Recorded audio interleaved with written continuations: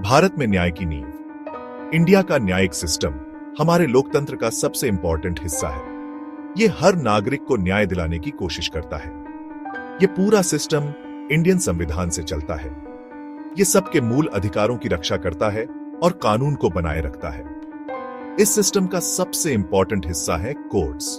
यहीं पर झगड़े सुलझाए जाते हैं और गलतियों का निवारण किया जाता है। ये कोर्ट्स इंडिपेंडेंटली काम करती है। इससे फेयरनेस और इंपार्शियलिटी बनी रहती है। इंडियन जुडिशरी एक हायरार्की में काम करती है। छोटे कोर्ट्स रोज के मामलों को देखते हैं, बड़े कोर्ट्स अपील्स और सीरियस मामलों को देखते हैं। यह स्ट्रक्चर एक बैलेंस बनाए रखता है। इससे लोकल लेवल पर भी न्याय मिलता है और नेशनल लेवल पर भी कंसिस्टेंसी बनी रहती है।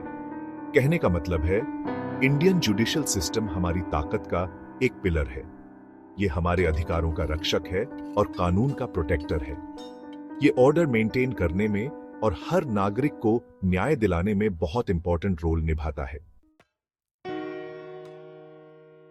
इंडिया में civil courts non criminal disputes देखते हैं।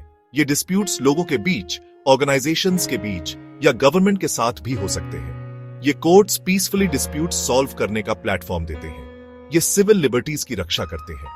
प्रॉपर्टी डिस्प्यूट्स सिविल कोर्ट्स में आम हैं। इनमें ओनरशिप, बाउंड्रीज या इनहेरिटेंस पर डिसएग्रीमेंट हो सकते हैं। एक और कॉमन इश्यू है ब्रीच ऑफ कॉन्ट्रैक्ट। यह तब होता है जब कोई पार्टी अपने कॉन्ट्रैक्ट के हिसाब से काम नहीं करती।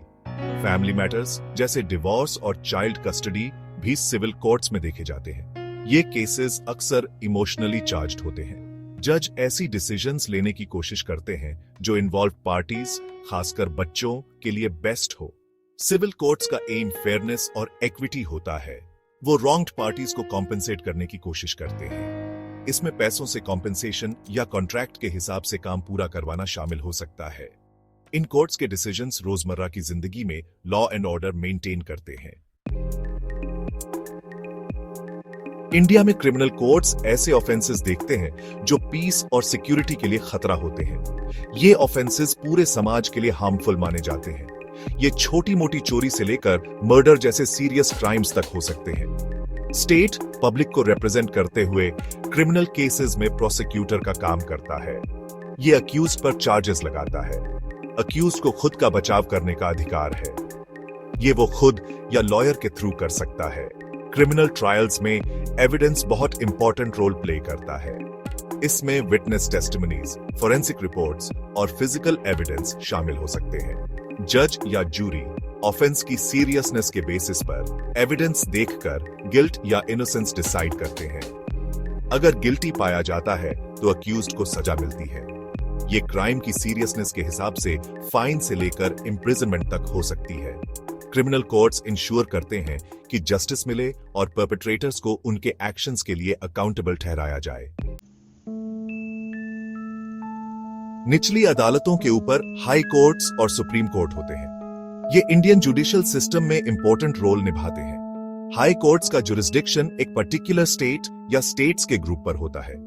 ये लोअर कोर्ट से अपील्स देखते हैं। ये कॉन्स्टिट्यूशनल मैटर्स भी डील करते हैं। सुप्रीम कोर्ट इंडिया की सबसे ऊंची अदालत है। इसके डिसीजंस सभी कोर्ट्स के लिए बाइंडिंग होते हैं। ये संविधान की रक्षा करता है और उसका सही इंटरप्रिटेशन इंश्योर करता है। सुप्रीम कोर्ट का कुछ डिस्प्यूट्स जैसे स्टेट्स के बीच के डिस्प्यूट्स पर ओरिजिनल जुरिस्डिक्शन भी होता है। हाई कोर्ट्स और सुप्रीम कोर्ट दोनों फंडामेंटल राइट्स प्रोटेक्ट करते हैं। ये इंश्योर करते हैं कि गवर्नमेंट संविधान के दायरे में रहे। जस्टिस के गार्डियंस के रूप में इनका रोल इंडियन डेमोक्रेसी के लिए एसेंशियल है। कोर्ट्स के हायरार्की और फेयरनेस पर जोर देने वाला इंडियन जुडिशियल सिस्टम देश का एक कॉम्प्लेक्स और इंपॉर्टेंट हिस्सा है। ये रूल ऑफ लॉ को अपहोल्ड करने, इंडिविजुअल राइट्स प्रोटेक्ट करने और सभी सिटीजन्स के लिए एक जस्ट सोसाइटी इंश्योर करने की कोशिश करता है।